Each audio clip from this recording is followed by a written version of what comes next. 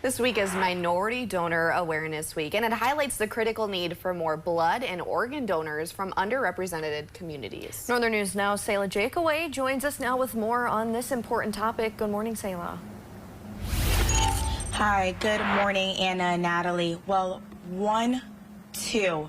That is just how many seconds somebody is in need of a blood transfusion here in the United States. Now, sometimes your ethnicity can play a part whether or not you're eligible for a blood transfusion, and I have Luke here to break down what you need to know. Share with me, what does closely matched blood mean? Yeah, absolutely. Closely matched blood means that being a recipient in the hospital, so a patient who's in need of a blood transfusion, you want to have closely matched blood because it goes so much further than just the typical blood type.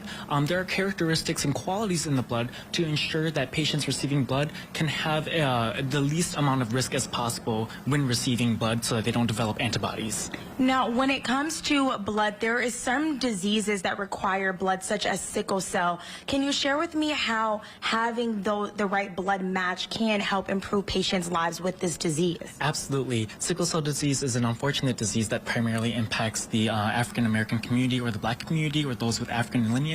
And so being a sickle cell disease recipient of blood transfusions, you're needing constant blood transfusions because the blood of red blood cells in your bloodstream, they have a quicker life cycle, and so you're needing those constant blood transfusions.